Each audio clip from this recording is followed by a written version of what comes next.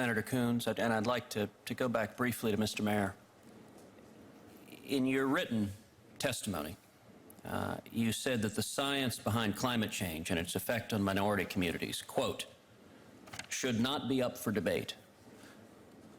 I'm curious, is the Sierra Club, is this a frequent practice to declare areas of science not up for debate, not up for consideration of what the evidence and data show? If you are relying on the evidence and data, you know, the science, the preponderance of the evidence are there. But that's a different thing than saying we should not debate a question, that the Sierra Club has declared this scientific issue resolved and there should be no debate. Based upon the preponderance of the evidence, the science is settled, but the thing is that anything is up for debate, Senator. We can debate anything. Well, you know, I would note that even the phrase preponderance of the evidence, having been a practicing lawyer for many years, means 51%. That means 49, at least 51% is what the preponderance means. You know, I would ask, for example, if you want to end debate, you don't want to address the facts, how do you address the fact that in the last 18 years the satellite data show no demonstrable warming whatsoever? Sir, I would rely upon the Union of Concerned Scientists, and I would rely upon the evidence, and again, from our own NOAA officials. The data are there. Is it correct that the satellite data over the last 18 years demonstrate no significant warming? No. How is it incorrect?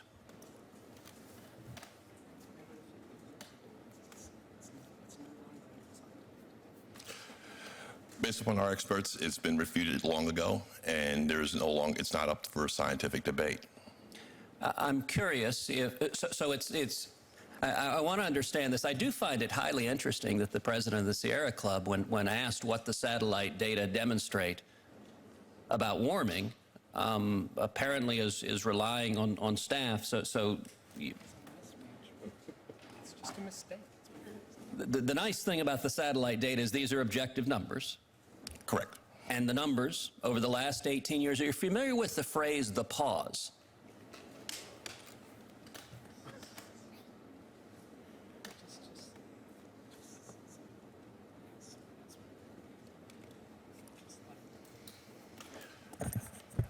The answer is yes, and essentially we rest on our position. And to what you said, you are familiar with the pause, so to what does the phrase the pause refer?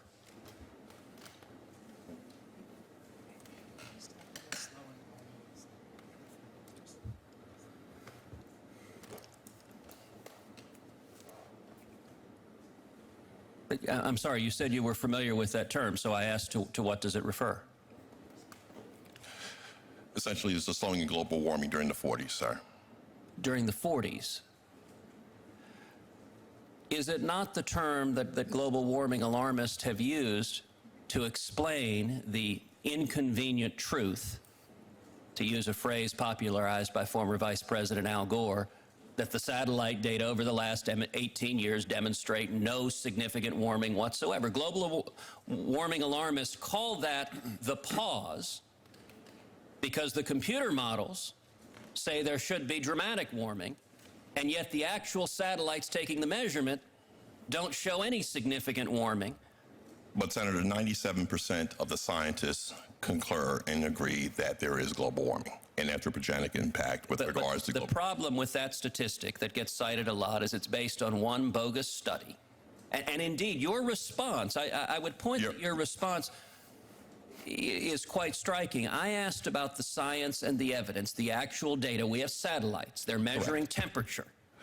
That should be relevant. And your answer was, pay no attention to your lying eyes and the numbers that the satellites show. Instead, listen to the scientists who are receiving massive grants who tell us, do not debate the science.